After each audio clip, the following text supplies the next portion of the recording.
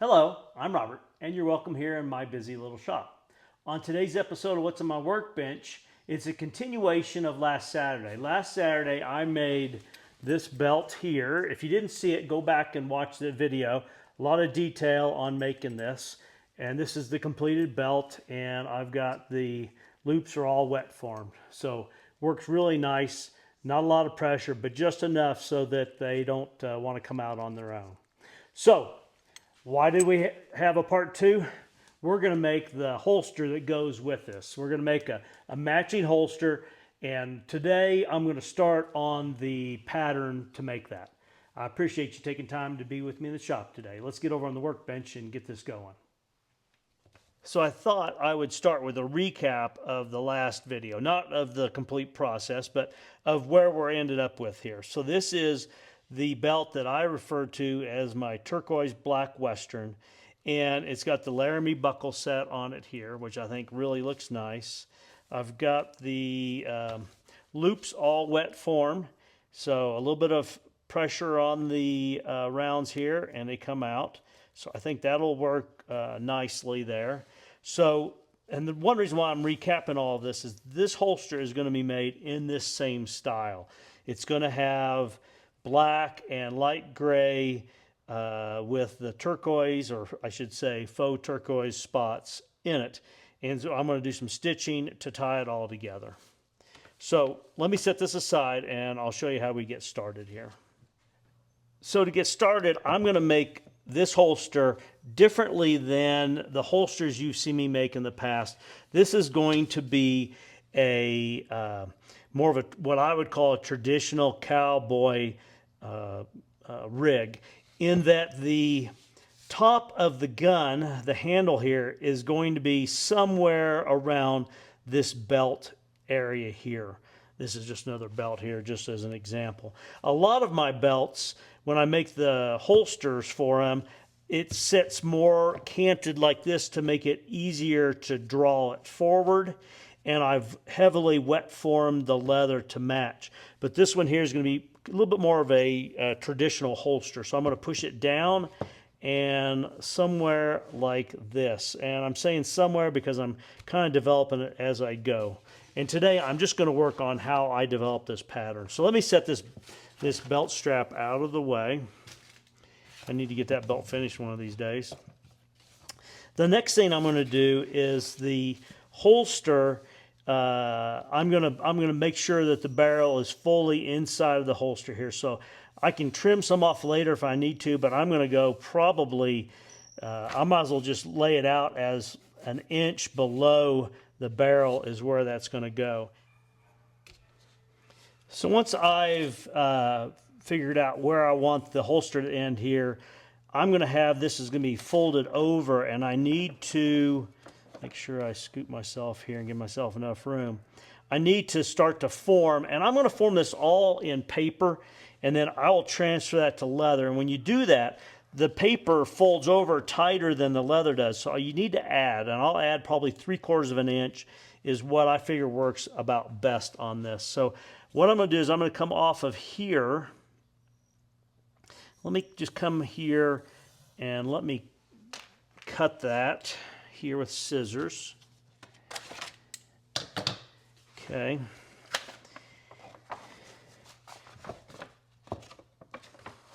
And it doesn't need to fit tight like a wet formed holster would, but it'll be securely held in place. Okay.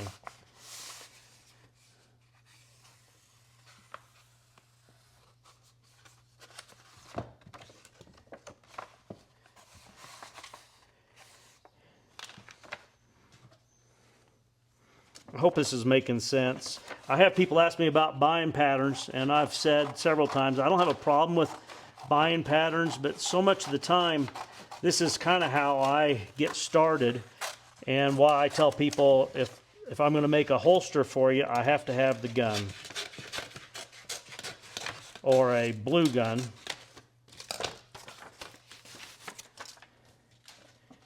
Okay, now we're getting somewhere here.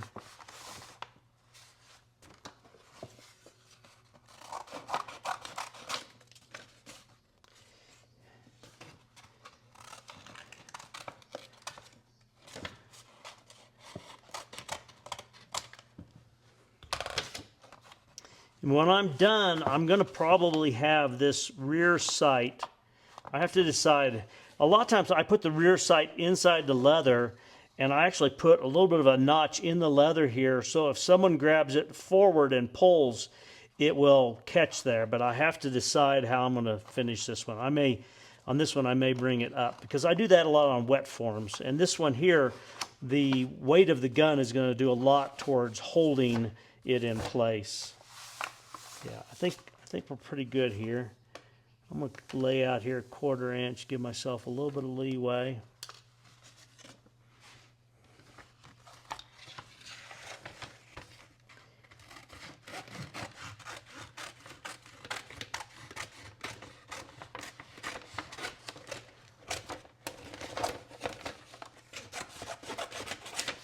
Okay. There we go. And this will be, it'll have a welt in here to give it some body and help it stand up there some. All right. Now, the reason why I left all this paper back here is because when I'm done, this leather is actually going to be folded over like this, and that will create the loop that'll go through my the belt that I've already designed here. Yeah, I think that's about right there. So now I'm going to lay out here, let's go like 5/8 of an inch. It'll get trimmed back.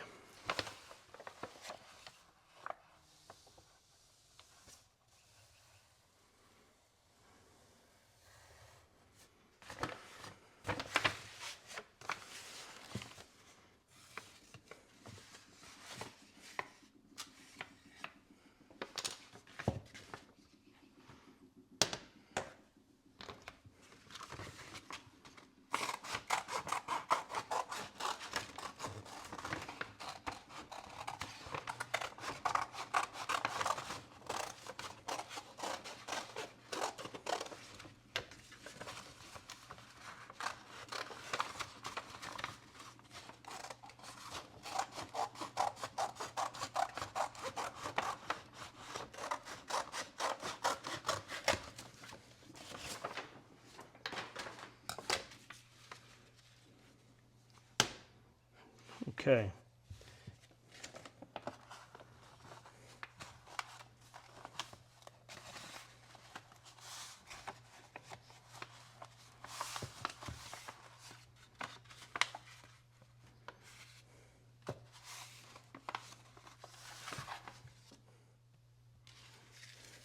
Now we are roughly where we want to be here, and I mean roughly because I've still got some forming to do. The leather off this top part of the revolver is going to come up like this, and I may taper it a little bit, but it's going to come up basically like that. And then on this other side here, let's pull this out of here. It's going to come around the trigger guard. Let's start like here and cross over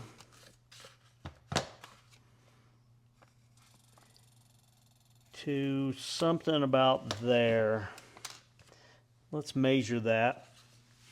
I want to make sure there's plenty of leather there to hang this off of. Let's leave it a little bit wider. Something about 2.5 inches there. Yeah, because this leather will come up like this, and then we'll cut through here.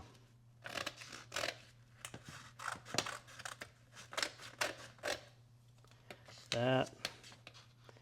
And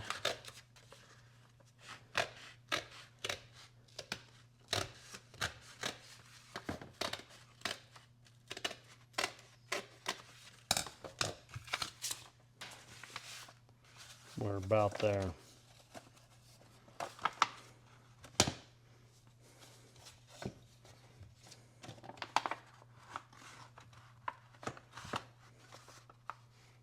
Okay.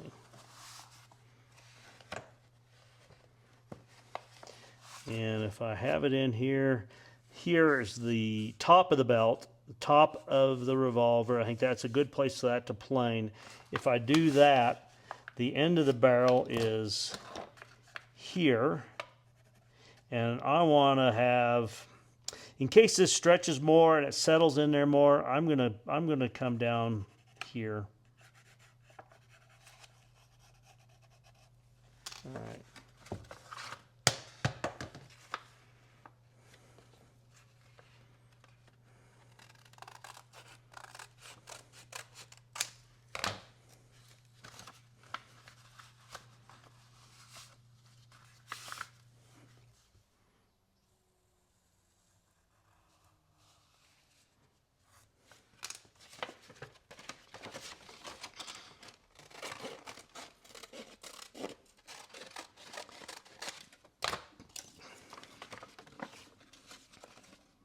Well, there you go. There's my pattern. I'll fine tune it. As I said before, if you're doing a pattern out of paper, the wrap around here in paper is tighter and doesn't use up as much space. By the time I'm done layering up the leather that goes to form this, it will use a lot of leather making this bend around here. And what I don't want to do is run out of leather there. And I'm going to be making this out of black to match the belt. Let's turn the camera around here for just a second. So here you go. This is going to be the pattern that I'm going to use to make the holster for this gun. And I'm going to put some of those turquoise, I call them spots. They're really technically a rivet, but to me, I use them as decorative, not to mechanically hold anything. But I'm going to use a row of those on here. There'll be a couple of straps here to hold that in. I think on those straps, I'm going to use a miniature version of the Western belt across there to hold that. And I've got to find some place to incorporate some of the Laramie hardware on here as well. So I wanted to start today. My Wednesday videos are usually just a topic, but a lot of times when I'm making a holster, it turns out to be a long video because I have the whole pattern building at the beginning of it. So when you come back on Saturday, we'll jump right in on making the holster. This will be my pattern that I'll start with, and I think it's going to come out fine. And, you know, obviously that gives me something to cut out of the leather to get started with. So when you come back on Saturday, I'll have the leather cut out and we'll go into the forming and the thought process behind that whole process. Appreciate you taking time to be with me in the shop today. Please like, share, and subscribe. But more importantly, I hope you have a great day.